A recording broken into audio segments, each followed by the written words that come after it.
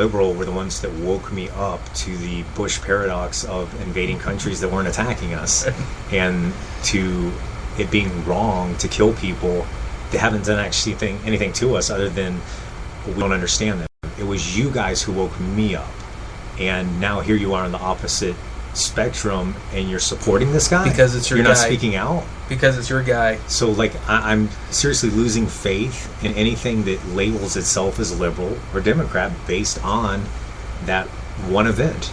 You know, it's it reminds me of I was just watching recently. I don't know if you got to see the video, and I know it's kind of an odd connection that I'm making here, but just bear with me. But the video that was released recently with that actress, what's her name, the Raven Simone, when she was on Oprah. Really? Did you see that? No, I have not. Oh, really cool. Our mutual friend, Dr. Richard Ramonde, sent it over to me. That's my boy. But he sent it over to me. Really great, and it was actually a clip that was shown and commented on by Glenn Beck. Mm-hmm. Really great stuff. But she was on Oprah, and basically, long story short, they were talking about, or Oprah was asking her questions about her basically coming out, as a lesbian. Is she bi or lesbian? She's lesbian. Apparently, she has a girlfriend. Okay. Yeah. Which is neither here nor there. Wonderful, yep, good for her. But basically, the whole point that she was making during that interview was that, she doesn't want to be labeled one way or the other, gay, straight, African American. She doesn't want to be called an African American. She's just an American. Right. She's just a person I like that. who loves people, who's an American. Beautiful. I was like, oh my God, wonderful, wonderful. And then Beck was talking about that, about how how wonderful that is, and how important it is to not want to be labeled, and how certain segments of society want you to label yourself, want to label you, and yep, want you to label yourself. Everybody. How shameful, like, for someone like Oprah Winfrey, because Oprah Winfrey was like taken aback, like, oh no, girl, oh, you can't be saying that. Did she really? Yeah, and you're like, what, Oprah, really? Wow, and you should be, applauding this girl. That's awesome. That's Did wonderful. They boo her? Oh no, I don't think it was a live show. It was just like a taped interview. Oh, okay. Yeah. But it was it was really moving, and there was a connection there that I was going to make, and now I lost the connection. Well, about her not wanting a label, and was it on that? No. Well, it had to do with what we're talking about now, as far as the liberals, the hypocrisy of the liberal stance, as far as the double standards. Yeah. What they used to approve of, they now hate, and what they used to hate, they now approve of. Yeah. Well, and that was the connection. Actually, was that, and you have liberals, obvious liberals like Oprah Winfrey. Yeah. That will stand up for.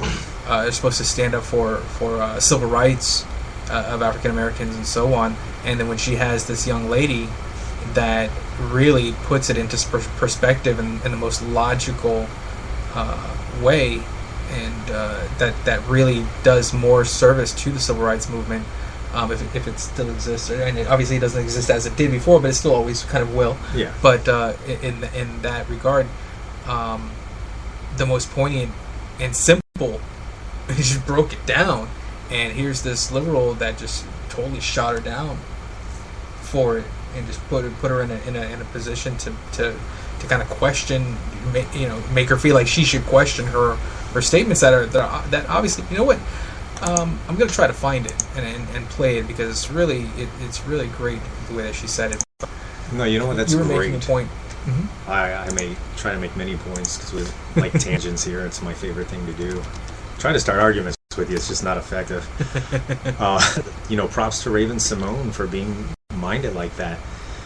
Me, I married interracially myself, and it baffled some people, but I kind of just like followed my heart, and I don't see lines in races unless you like try to make them for yourself. And then I'm like, okay, here's somebody who just wants to be isolated or make themselves something else for whatever.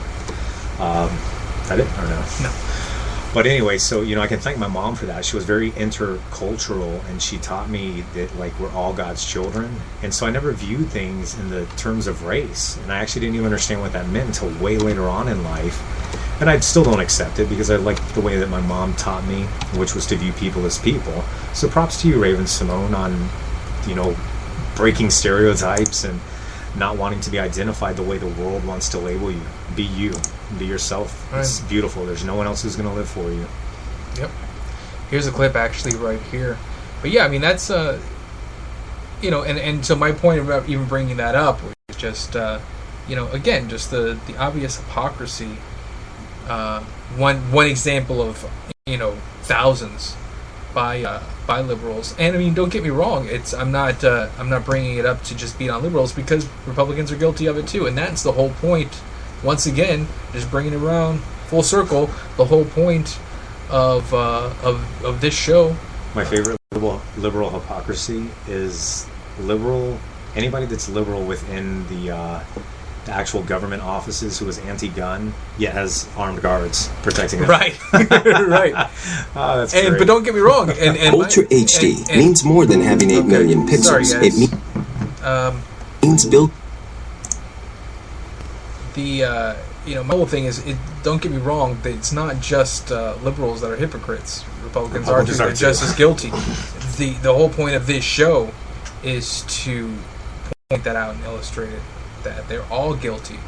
Or to get you to pay attention to what's happening, because at the end of the day, it's you who creates this world. There's not a special group of people that create it. You create it at every moment, all the time. And also that it's not, just remember that it's not Republican versus Democrat, it's us versus them. Believe that. Before you play this, I'll tell an interesting story. I'm in communication with somebody in my region, and he was asking me to vote and for him, and he's a commissioner who wants to make mayor. And really? The mayor in place has been there for 20 years. I'm like, are you kidding me? I'm like, are they doing a great job or something? They're like, no, they just know everybody. They're very old, they're not progressive, etc. Now, there's two ways you can look at that. You can say, okay, you're discriminating the old, or you can say, you can be open to the conversation and say, okay, enlighten me to your angle. So this person goes, I would like to see the incumbents being limited to terms. Mm-hmm. Oh, you just won my heart there. Now, this gentleman is obviously Democrat or independent, one or the other. He's definitely not Republican. I was doing a little... The incumbent or the... The gentleman I was talking to. Okay. He's a commissioner currently. And so I was like, tell me your angle. He's like, I would like to see term limits. I'm like, when you say term limits, you have my vote almost immediately. Right. I go, because people that know they're not doing right want a sense of security so that they can't be thrown out of their positions. Sure. This is my life's experience. Nobody wants to lose their job. They want to keep it, and they want to keep it regardless of how they perform. And me, I'm a performance-based person. Anything in sales or marketing or anything that you do, you have to sell yourself, and you have to provide to the customer. All right? So I go, well, what do you have to offer? I go, just so we know, like, you're not going to be another Rick Scott and win the election because you have a party name but don't do anything entirely. And, nothing against Rick Scott. I don't know him personally, but I don't see anything that he's doing. Right. I didn't see anything change in Florida. And that does speak volumes to the CEO that you place in charge. Nothing new is happening. Is that good? Is that bad? No. I still want to see something. I want to see something happen. Right. So, at the end of the day, I'm like, what did you do? I'll alienate a lot of people that way, but that's what it boils down to. People, if you will wash away the titles, and who was it, JFK, who said we need to stop worrying about the labels, but what you're actually doing. What's in the best interest of the public. Right. And that's what it boils down to. Right. I'm a libertarian. I love this. And the Bible says you shall judge them by their fruits. Thank you. I would rather be libertarian until our name gets hijacked. Right. Because we're allowed to vote. We're co-opted. To whoever's going to do the best job for the people. That's right. And protect the people, their safety, uphold justice, right. Not step and piss on the Constitution. Right. It's wrong. And, at the end of the day, just do what's right for everybody. Right. And when it comes to voting for new people, I mean, a big problem that you see when it comes to voters is that they'll tend to vote for the name that they recognize or to the letter that's next to their name. Yeah. Without knowing anything about red team, blue team. Right. Blue? Exactly. Right. I'm in. Right. Yeah. Or do I recognize that name? So that's, the person that you spoke to, he's got not only does he have to overcome voters with his policies, because odds are maybe only 25%, if that, will actually know what his policies are. Yep. And he's got to contend with running against an incumbent who has a nice percentage of people are going to vote for him just because he recognizes his name, and then they've got to deal with what is the population in regards to in his area? Do they typically vote R or do they typically vote D?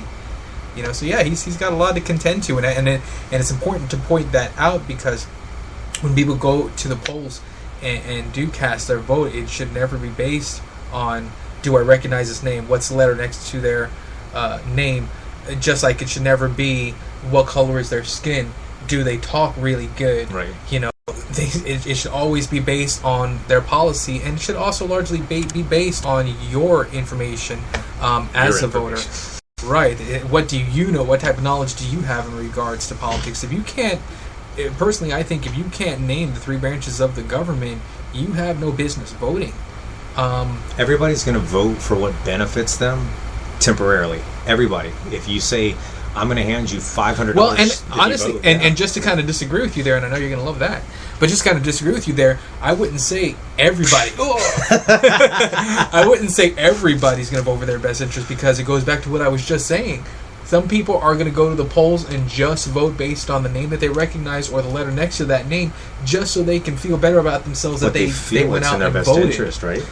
I guess you're right on that point. So whatever, Joseph. But listen, the reason I support this guy regardless was the incumbent. The talk of the incumbency, for those of you that don't know what that means, when somebody can just serve limitless and just keep going and going and going. Just keep campaigning and my philosophy is that if water sits still for too long in nature, it becomes stagnant, it becomes dangerous, it becomes poisonous. It becomes full of parasites. If your muscles sit for too long and don't move, atrophy kicks in and they become useless. They become cramped. They tear very easily.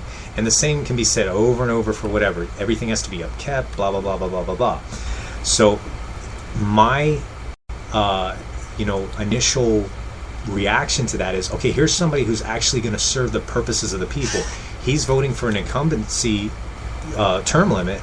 That means that regardless of who gets elected behind him, can only serve a specific amount of time based on what they're going to do for the community. Right. So the bigger picture is that's what's good for the people. Even if you make some mistakes, I'm not worried about it. Right. That in itself serves the bigger picture, and that's how you should vote when you're voting for someone anyway. Right on. The bigger picture, not the immediate gratification. Damn right. On that note, I'm going to play this clip before we go out. This is another two-part episode, so make sure you stick around. I'm going to play this clip really quick of Raven-Symoné with the interview with Oprah, and then from there we'll go ahead and end this first part of the show, and then we'll come right back in about 5 or 10 minutes. So make sure you come on back and for part 2 of LTF. That's Let's Talk Freedom. Here she is, Raven-Symoné. I can finally get married. Yay, government, so proud of you. Wow, that was August 2nd, 2013. So was that your way of coming out, of saying you were gay? That was my way of saying I'm proud of the country. But I will say that I'm in, an amazing, happy relationship with my partner, a woman, and on the other side, my mother and people in my family, they've taught me to keep my personal life to myself as much as possible. So I try my best to, hold the fence where I can, but I am proud to be who I am and what I am. So when did you know who you were and what you were? In that topic of dating and in love, I knew when I was like 12. I was looking at everything. Were you looking at boys and girls? Yes, ma'am. Did you have a word for it? Because I think when you're younger, you don't even have language for what it is. I don't need language. I don't need a categorizing statement for it. I think that's one thing that So you don't want to be labeled gay? I don't want to be labeled gay. just, I want to be labeled a human who loves humans. I'm tired of being labeled. I'm an American. I'm not an African American.